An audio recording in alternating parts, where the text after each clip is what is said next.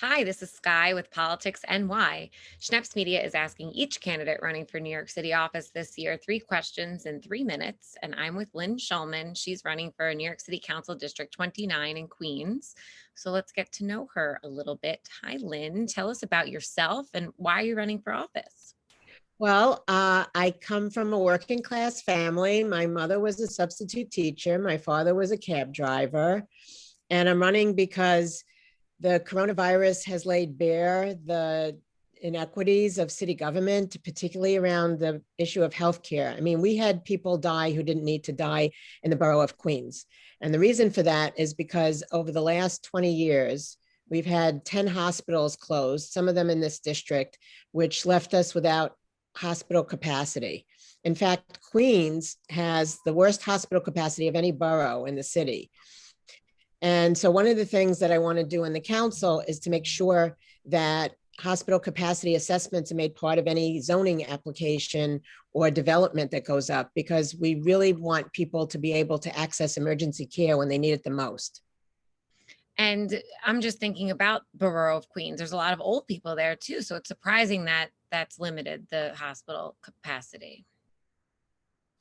And as a matter of fact, in this district, we have the highest, one of, if not the highest number of seniors of any city council district. Mm-hmm. So now, tell us about what makes you the best candidate in this race, because there are a lot of people competing for Council District 29. Well, I've been around a long time. I've been involved in public service. I have been active in the community, very active in the community. I was on the community board for over 20 years. I was on the precinct council. I grew up here. I live here now in Forest Hills. And I've been active in tenants association that we used to have in the complex that I live in. I've been involved in the Chamber of Commerce with small businesses. I've worked in the city council a couple of different times, including this last go round where I worked for the speaker of the city council. So I know all the ins and outs of what needs to be done and can hit the ground running when I get there. And I'm also somebody who I have the endorsements I have, the support I have from elected officials, organized labor, community groups, will enable me to build a wide coalition of support for progressive change in the council. Really cool. Now, Lynn, tell us something fun or interesting about yourself that may not normally come up in an interview. This hasn't come up. It actually came up recently, but not in an interview. So I'm a dog lover.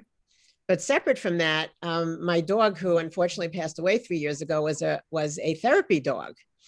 And he learned to be a therapy dog. His name was Elvis. He was a West Highland Terrier. He learned to be a therapy dog, believe it or not, at the age of 10 years old, which is very rare for a dog to be able to do that. And so he would go to hospitals. I would go with him, with my partner, my late partner, to city hospitals where he entertained patients, made people feel better and all of that. We would go once a week. It was fascinating. He had an ID card. And in fact, he was the first non-human to get an award from the auxiliary of the New York City Health and Hospitals. And I know, right? And most recently, the Voters for Animal Rights gave me the paw of approval for this race, which is very exciting. So I dedicated it to him. So that's something that's been fun. And I really miss having a dog, actually. When this is all over, I really would like to get another one.